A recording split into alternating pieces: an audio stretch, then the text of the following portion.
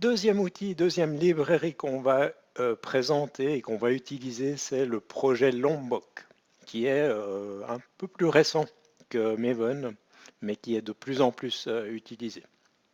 J'avais dit dans l'introduction, on n'est pas vraiment, on ne serait pas obligé de l'utiliser. Par contre, ça va nous faire gagner du temps parce qu'on va éviter d'écrire beaucoup de code répétitif.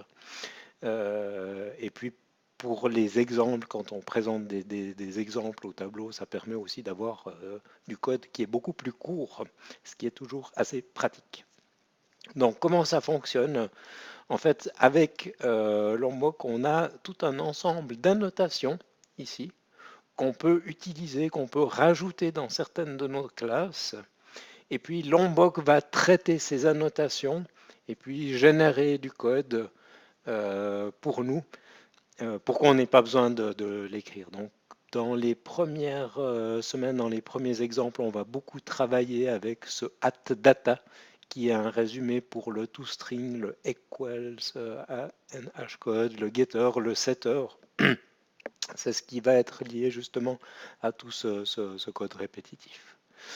Dans le premier article qu'on vous a mis à disposition, il y a un lien vers cet article ici, où vous avez une présentation de Lombok, et puis où vous voyez les différentes annotations.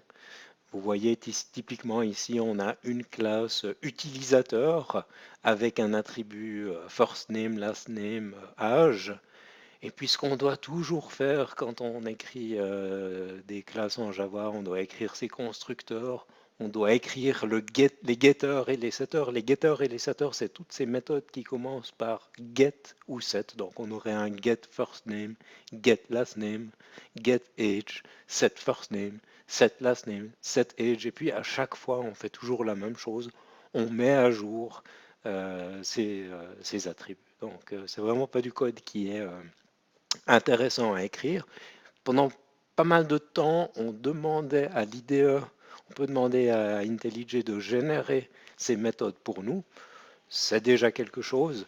Mais ce qui est embêtant, c'est que finalement, quand on regarde le code source, ben, on a toutes ces lignes qui ne sont pas très intéressantes, puis qui polluent un petit peu le code et qui rendent la compréhension du code plus compliquée. Donc avec Lombok, on va pouvoir exprimer ses intentions et puis derrière laisser faire le travail. Donc vous voyez ici, j'ai une classe très très courte. J'ai juste une description des propriétés. Je dis, ben, j'ai envie d'avoir des getters, des setters, un constructeur sans argument. Et puis Maven va, au moment de la compilation, générer le code qui permet de faire ça. On le verra en action quand on écrira le code, mais on verra que dans IntelliJ, il y a un plugin qui permet de voir finalement les méthodes qui vont être générées. Donc là, je vous invite à suivre les instructions pour activer le plugin. Il suffit de faire une recherche dans le système de plugin pour installer le plugin Lombok dans votre IDE.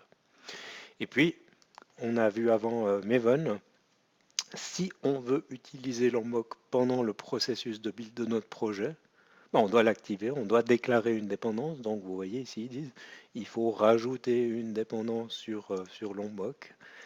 Et puis effectivement, si je vais dans mon pom.xml, vous voyez que ici j'ai bien une dépendance sur la librairie. Donc là, on voit la combinaison entre les deux. Maven, je décris mon projet. Je veux utiliser Lombok, je déclare une dépendance. Et puis, le fait d'avoir cette dépendance, quand je vais faire la compilation, eh bien, je vais avoir quelque chose qui va être capable de traiter ces annotations. Donc, tout ce qu'on va voir ici, c'est après dans le cas d'exemple concret qu'on va voir ces annotations en action.